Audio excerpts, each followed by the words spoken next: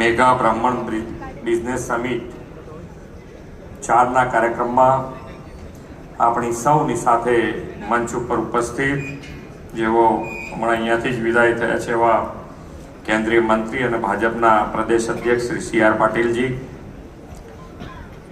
અમારા સૌના વડીલ મુરબ્બી અને પૂર્વ ગવર્નર શ્રી કલરાજ મિશ્રાજી, મધ્યપ્રદેશના ઉપમુખ્યમંત્રી શ્રી રાજેન્દ્ર શુક્લાજી, કેબિનેટ મંત્રી ઉત્તરાખંડ શ્રી સુબોધ ઉનિયાલજી,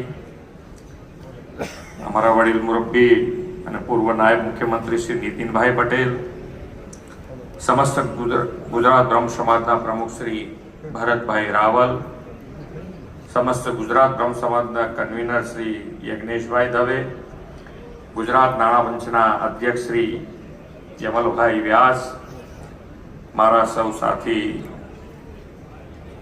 સાંસદશ્રીઓ, ધારાસભ્યશ્રીઓ, ઉપસ્થિત મંચ ઉપર ઉપસ્થિત સૌ મહાનુભાવો,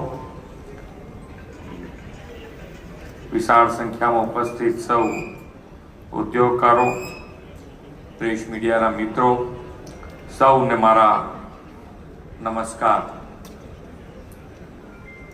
વિશ્વ નેતા અને યશસ્વી વડાપ્રધાન શ્રી નરેન્દ્રભાઈ મોદીની પ્રેરણા અને દિશા દર્શનમાં હમણાં જ પ્રયાગરાજમાં ભવ્ય દિવ્ય અને ડિજિટલ મહાકુંભ મહાશિવરાત્રિના દિવસે સમાપન થયું. પ્રેમ, બંધુત્વ, સમરસતા અને રંગોના પર્વ એવા ધૂળેટીનો તહેવાર પણ આપણે ગઈકાલે જ ઉજવ્યો છે. આજે ભગવાન શિવના ઉપાસક એવા બ્રહ્મ સમાજ દ્વારા ચોથી મેગા બ્રાહ્મણ બિઝનેસ સમિટનો આજે મહાકુંભ શરૂ થયો છે. આ ત્રિદિવસીય બિઝનેસ મહાકુંભમાં 200થી વધુ સ્ટોલ અને બ્રહ્મ સમાજના યુવાનો માટે રોજગાર મેળાનું પણ આયોજન થયું છે.